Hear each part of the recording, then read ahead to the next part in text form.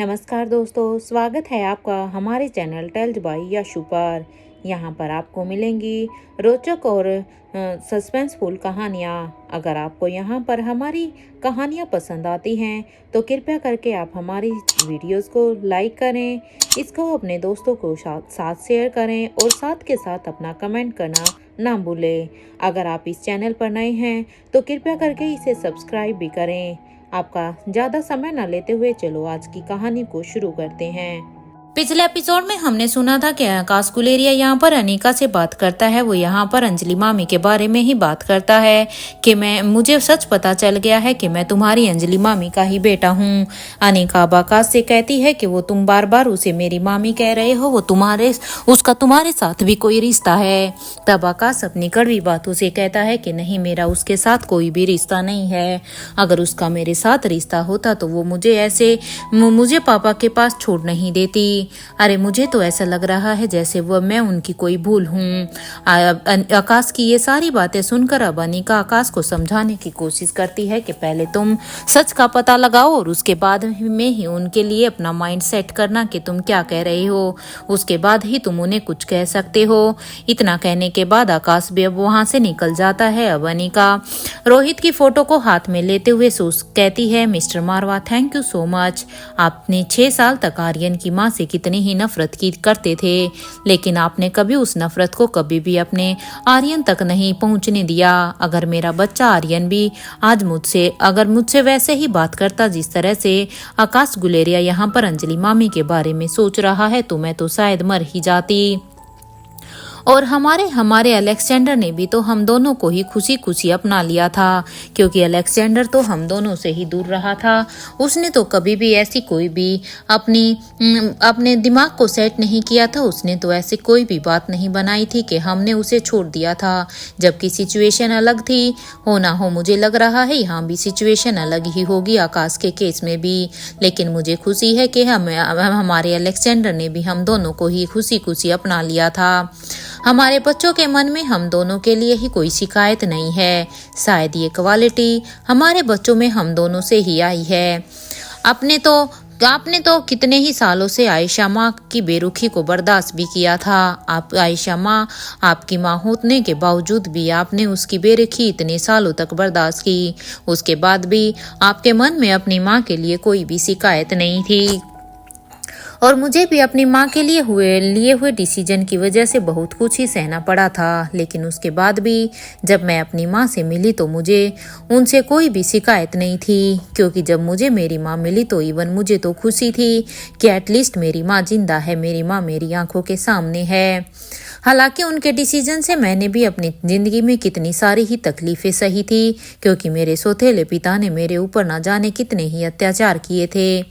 मैं उम्मीद करती हूँ कि आकाश के मन में भी जो इतना सारा अंजलि मामी के लिए गुस्सा भरा हुआ है वो सब कुछ निकल जाए। जिस तरह से मेरे मन में मेरी माँ के लिए शिकायत नहीं है, मिस्टर मारवा आपके मन में आपकी माँ के लिए कोई शिकायत नहीं है और हमारे बच्चों में हमारे लिए कोई शिकायत नहीं है। उसी तरह मैं भगवान से प्रार्थना करती हूँ कि आकाश के मन में भी एक दिन अंजलि मामी के लिए कोई भी शिकायत ना हो। और एक बात और कहना चाहती हूँ मिस्टर मारवा, मानती हूँ कि मैं आपकी बीबी कि मैं ये मानती हूँ कि आपकी बीबी एक अच्छी डॉक्टर है।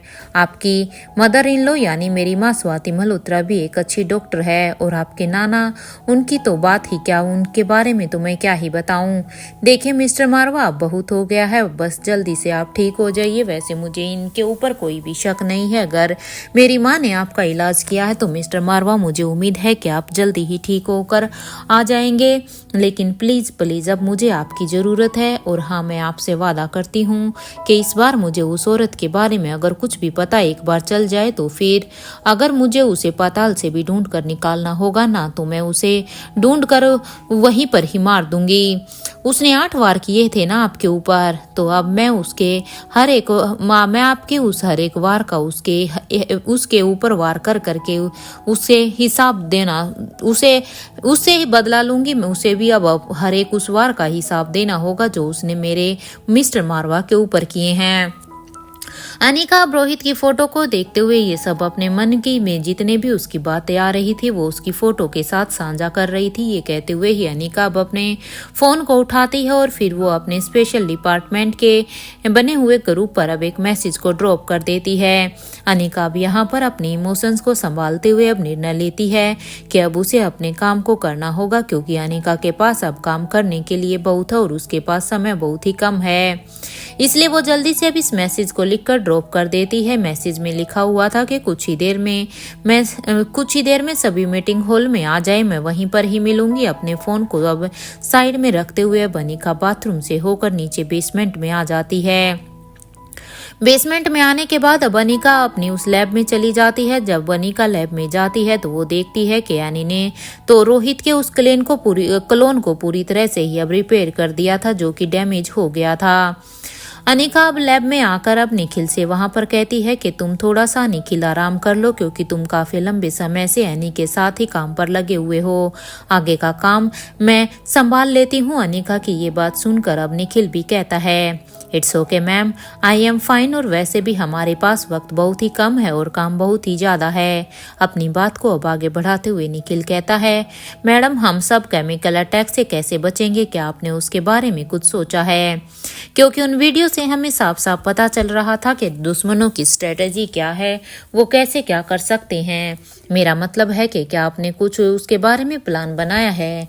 निखिल की ये बात सुनकर अब अनिका कहती है हाँ, उसके बारे में मैंने सोचा है। कुछ का फॉर्मूला तो अभी मेरे पास है, लेकिन हाँ, एक बात की गारंटी नहीं है कि वो इनका ही इस्तेमाल करेंगे, क्योंकि मुझे अब ये भी डाउट है कि वो बस इन्हीं केमिकल्स का ही इस्तेमाल करने वाले हैं, या वो फिर कोई और केमिकल भी वहां पर यूज कर सकते हैं।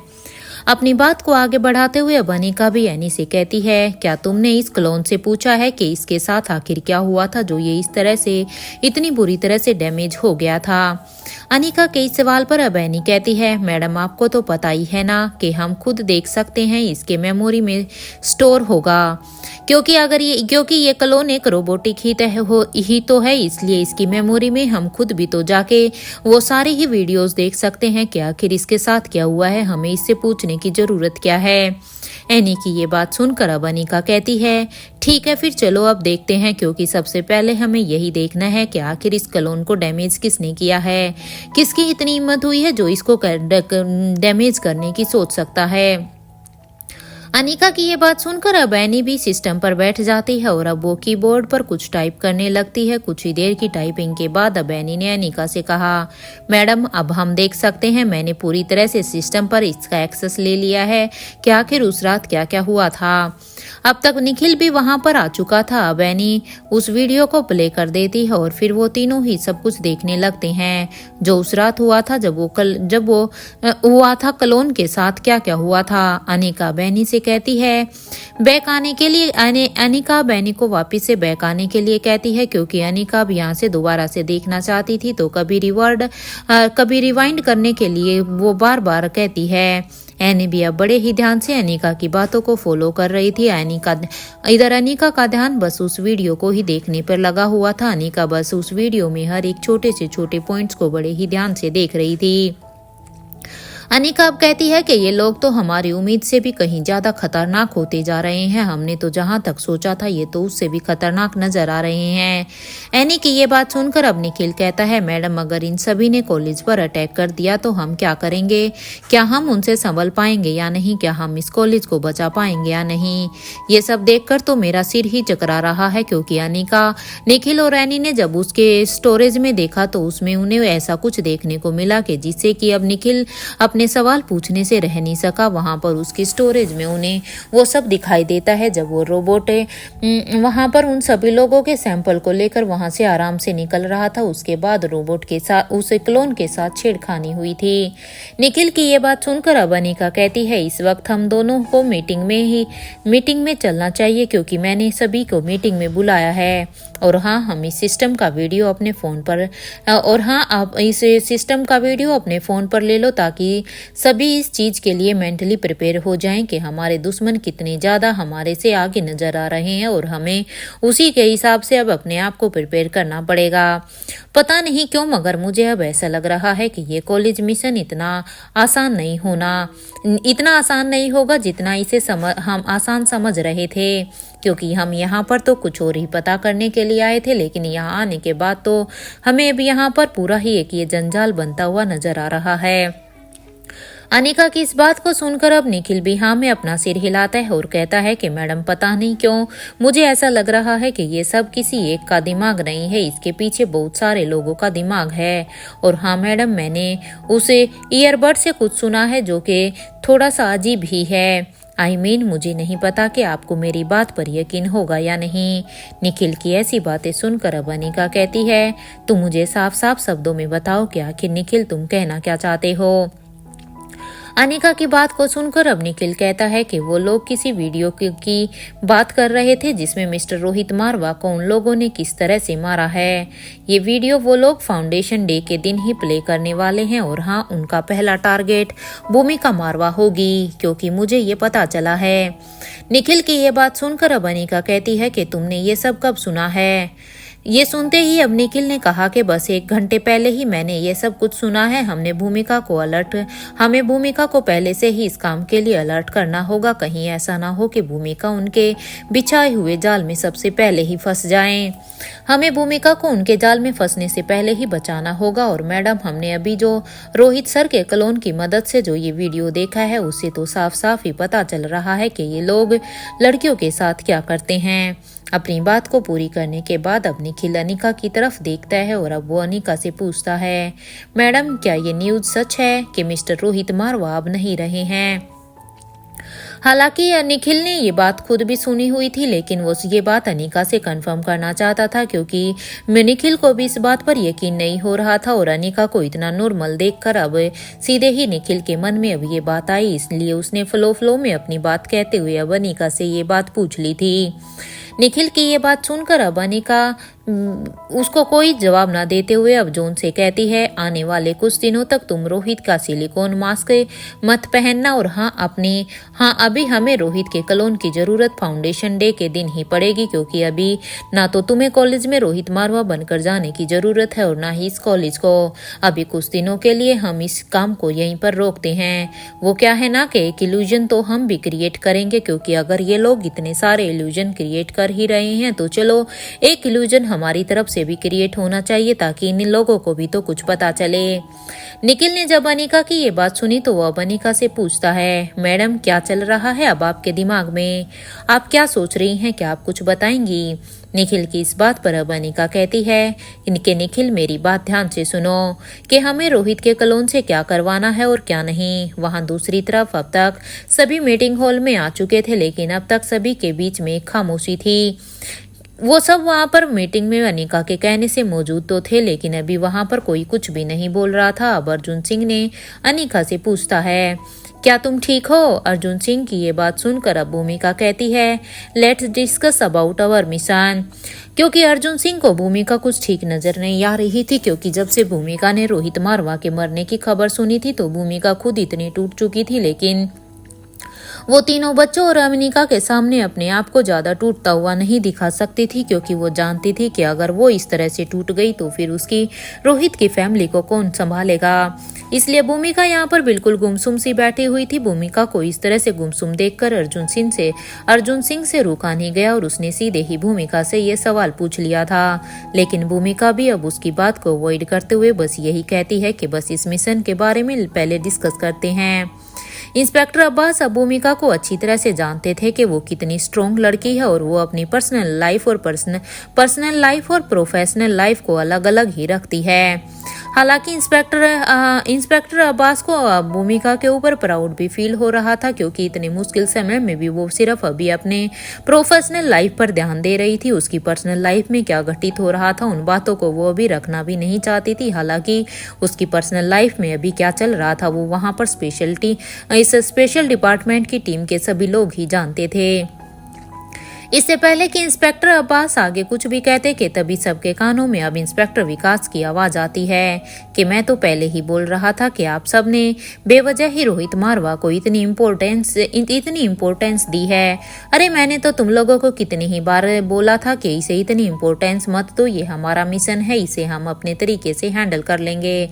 अब आप खुद ही सोचिए, जो खुद को ही नहीं बचा सका वो भला एक टीम को लीड कैसे कर सकता था, क्योंकि अगर वो इतना ही कैपेबल था तो उसे सबसे पहले दुश्मनों से अपने आप को बचाना चाहिए था, लेकिन वो तो पहले खुद ही सवाह हो गया। इंस्पेक्टर विकास की ये बात सुनकर सभी का ही गुस्सा खुल रहा था। सभी अपने हाथों की मुट्ठियां गुस्से से बंद कर रहे थे, लेकिन अभी इंस्पेक्टर विकास अपनी बात को आगे बढ़ाते हुए फिर से बोलना शुरू करते हैं। आप सब खुद ही सोचिए कि ये औरत के ही हाथों मारा गया, भगवान उसकी आत्मा को शांति दे, लेकिन अगर किसी आदमी के हाथों अगर वो मारा जाता तो समझ में भी आता, लेकिन ये तो किसी औरत के द्वारा ही मारा गया है। अब तक भूमिका ने खुद को बड़ी ही मुश्किल से शांत रखा हुआ था। वो यहाँ पर कोई भी हंगामा करना नहीं चाहती थी, क्योंकि भूमिका ये बात अच्छी तरह से जानती थी कि अनिका ने यहाँ पर उसे इस मिशन के बारे में डिस्कस करने के लिए बुलाया है, इसलिए वो यहाँ पर अपने भाई की कोई भी बात उठाना या सुनना नहीं चाहती थी। लेकिन अब इंस्पेक्टर विकास अपने लिमिट को क्रॉस कर चुके थे।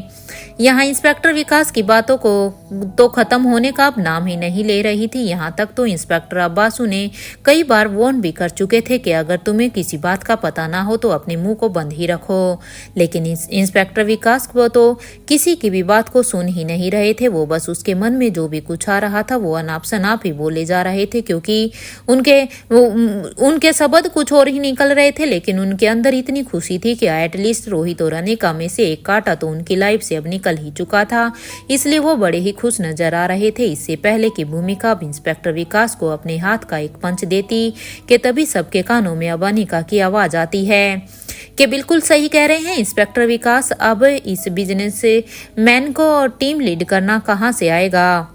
सभी जानते हैं कि हम मिस्टर मारवा तो बस एक बिजनेसमैन ही थे, है ना। तो अब आपके मुताबिक तो फिर यही है ना कि फिर आप ठीक कह रहे हैं कि एक बिजनेसमैन कैसे किसी टीम को लीड कर सकता है। एम आई राइट मिस्टर इंस्पेक्टर विकास? मिस्टर मारवा ने कभी कोई मिशन थोड़ी किया है, वो इंस्पेक्टर विकास ने ही तो किया है। सही कह रही हूँ ना मैं इंस्पेक्टर विकास? और वो भी सक्सेसफुल क्यों? क्योंकि इंस्पेक्टर विकास ने वहां पर सब कुछ सही किया था, इसीलिए ही वो मिशन भी सक्सेसफुल हुआ था। क्यों इंस्पेक्टर विकास, अब आप चुप क्यों हैं? क्या अब आप कुछ नहीं बोलोगे कि आपकी वजह से ही तो वो मिशन दिल्ली वाला सक्सेसफुल हुआ था?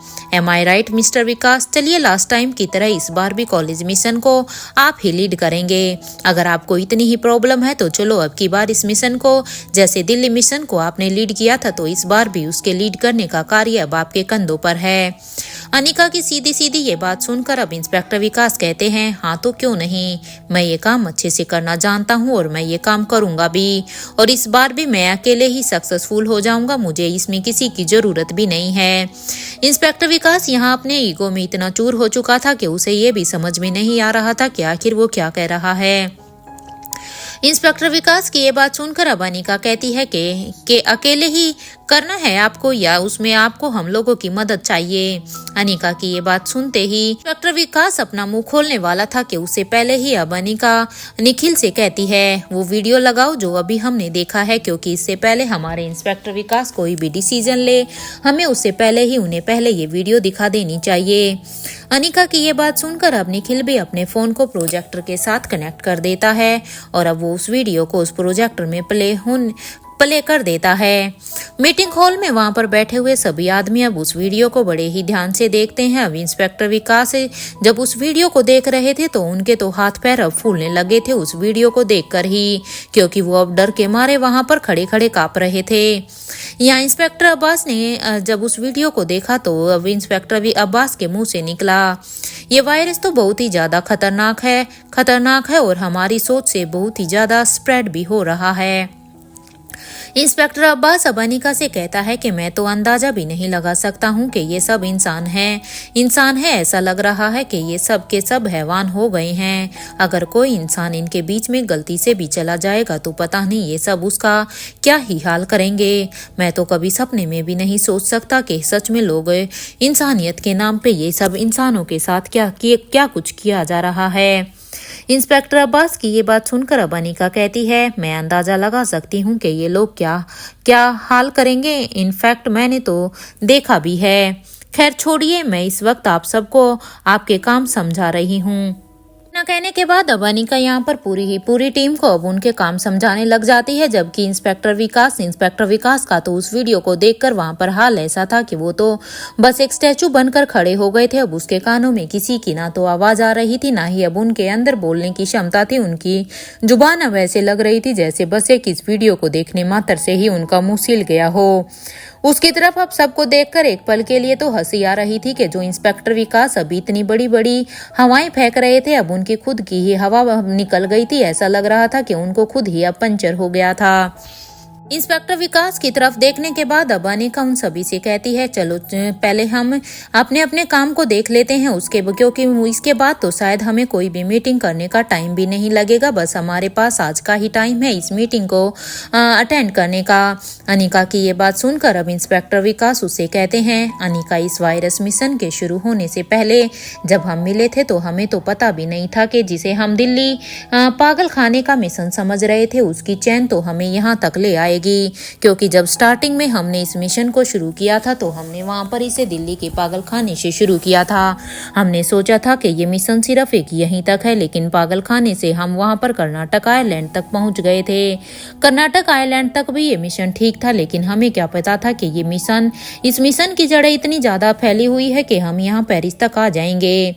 इंस्पेक्टर अब्बास की ये बात सुनकर अब अनीका कहती है कि उसके लिए तो मैं आपको जितना भी थैंक यू कहूँ वो कम ही है इंस्पेक्टर अब्बास, क्योंकि हमारे कहने से ही आप अपनी पूरी टीम के लिए साथ यहाँ तक आए, उसके लिए तो थैंक यू सो मच।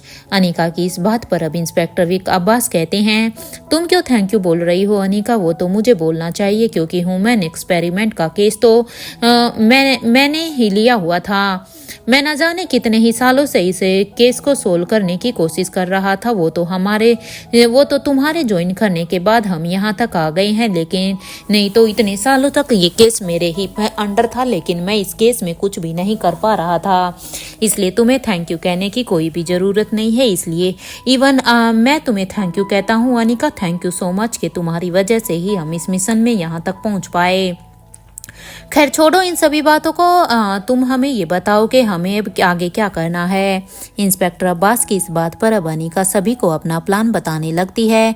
जब अनीका अपना पूरा का पूरा प्लान अनीका ने अब अपना प्लान सबको पूरी तरह से समझा दिया था कि इस प्लान में किसको क्या करना है। अब अनीका जब उसने सबको समझा दिया था तो भूमिका ने अब उससे पूछा कि क्या हम उनसे केमिकल अटैक में ही हार जाएंगे क्या? इस बार हमें उनके इस अटैक का भी डिफेंड करना होगा, या तो फिर हमें अपनी नाक बंद कर ही रखनी होगी, क्योंकि हम अगर उस केमिकल के अटैक के बीच में आ गए तो हम इस मिशन में किसी भी हालत में नहीं जीत पाएंगे। और एक बात अनीका, तुम्हें कामिनी गुलेरिया और मनीषा गुलेरिया के लिए कुछ सोचना होगा अब की बार पहले से ही, क्योंकि पिछली बार तुम्हें याद है ना कि उन्होंने कैसे तुम्हारे ऊपर हमला किया था। भूमिका की ये बात सुनकर अब अनीका कहती है कि उनका क्या करना है मैंने उनके लिए भी पूरी तरह से सोच लिया है। और हाँ, इसमें सबसे बड़ी प्रॉब्लम उस केमिकल अटैक की ही है, इसी की वजह से ही वो हमारे से बस एक कदम आगे हैं। खैर मैं देखती हूँ कि मुझे क्या करना है, और मैंने आप सभी को काम अब आप सभी का अलग अलग बता दिया है कि क्या करना है। और इंस्पेक्टर विकास बॉटनी डिपार्टमेंट के बेसमेंट की रिस्पॉन्सिबिलिटी लेंगे। ये अकेले ही उन सभी का सामना कर सकते हैं, इसलिए बॉटनी डिपार्टमेंट का सारा काम अब यहाँ पर इंस्पेक्टर विकास का होगा, क्योंकि इन्होंने कुछ समय पहले ही कहा है ना कि उन्हें इस मिशन में किसी की भी जरूरत नहीं है। इसलिए हम सब ने अपना काम बांट लिया है। इसलिए इंस्पेक्टर विकास आप बस अपने बॉटनी डिपार्टमेंट के मिशन को संभालिए। ये कहते हुए ही अनीका उस मीटिंग हॉल से निकल जाती है। यहाँ पर सभी अब इंस्पेक्टर विकास को कांग्रेचुलेशन कहकर उस हॉल से बाहर निकल जाते हैं। यहाँ भूमिका को अनीका का बिहेवियर थोड़ा सा आज अजीब लग रहा था। भूमिका भी अपने मन में ही यही सोच रही थी, कहीं अनीका को कुछ हुआ तो नहीं है ना, क्योंकि रोहित की मौत की खबर के बाद भी वो इतना नॉर्मल बिहेव कैसे कर रही है। भूमिका भी अपने इन्हीं ख्यालों में ही थी कि तभी उसके कंधे पर एक हाथ आता है। जब भूमिका ने अपने बगल में देखा तो ये हाथ किसी और का नहीं बल्कि निखिल का ही था, क्योंकि निखिल ने ही भूमिका के कंधे पर हाथ रखा था। भूमिका जैसे ही पीछे मुड़कर देखती है तो ये निखिल था। तब वो निखिल को देखती है तो भूमिका कहती है, हाँ निखिल कहो, कोई बात है क्या? तभी भूमिका की ये बात सुनकर अब निखिल भूमिका से पूछता है, भूमिका क्या तुम ठीक हो? निखिल की ये बात सुनकर अब भूमिका उसे एकदम से ही गले लगकर कहती है, नहीं मैं बिल्कुल भी ठीक नहीं हूँ।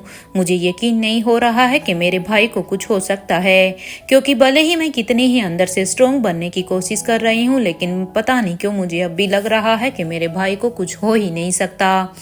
यहाँ निखिल अब भूमिका को वहां संभाल रहा था, क्योंकि वो एक निखिल ही था जिसके सामने अब भूमिका खुलकर रो सकती थी, और एक निखिल ही था जो भूमिका को ऐसे समय पर संभाल सकता था। क्योंकि भूमिका जब अपनी पूरी ही फैमिली को वहां पर देख रही थी तो भूमिका चाहकर भी उनके सामने रो नहीं पा रही थी। निखिल भूमिका को ऐसे ही अब कसकर हक करते हुए उसके सिर को, कभी उसकी कमर को सहला रहा था, और इधर भूमिका अपने मन में, उसके मन में जो तूफान मचा हुआ था उसको निखिल के साथ शेयर कर रही थी। इन दोनों का यहाँ पर ऐसा हाल था। तो वहीं दूसरी तरफ अभी तक अनिका अपने कमरे में आ जाती है। तो अब वो जब अनिका अपने कमरे में आती है तो वो सोचती है कि पहले वो किंग की दी हुई उस बुक को पूरी तरह से अब पढ़ेगी, उसके बाद ही अब वो अपनी माँ से मिलने के लिए जाएगी। क्योंकि अब वो अगर इस मिशन में अब उसे जल्द से जल्द अपना काम करना होगा, और अगर किंग ने उसे कोई बुक दी है तो शायद वो उसके मिशन से रिलेटेड ही होगी। क्योंकि अनिका का दिमाग अभी इतना डाइवर्ट था कुछ समय पहले कि वो उस बुक को पढ़ने के लिए तैयार भी हुई थी, लेकिन वो फिर अपने ख्यालों पर अपना काबू नहीं कर पाई और उस बुक को उसने फिर वैसे ही रख दिया था।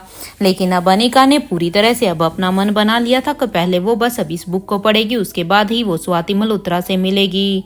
अनिका अब अपने बेड पर जाकर अब उस बुक को लेकर बैठ जाती है जिसमें एंशिएंट टाइम्स पर उसे हो रहे हर्ब्स के बारे में लिखा हुआ था। अनिका अब अपने मन में ही यही सोच रही थी कि आखिर क्या वजह हो सकती है कि किंग ने अनिका को ये बुक दी है, और वो भी इस वक्त, क्योंकि वो खुद भी जानते हैं कि इस वक्त अनिका सच में कितना ही बिजी है। क्योंकि एक तरफ यहाँ पर रोहित भी उसके साथ नहीं है, और दूसरा भी अनिका को अकेले ही सारी ही रिस्पॉन्सिबिलिटीज को पूरा करना है।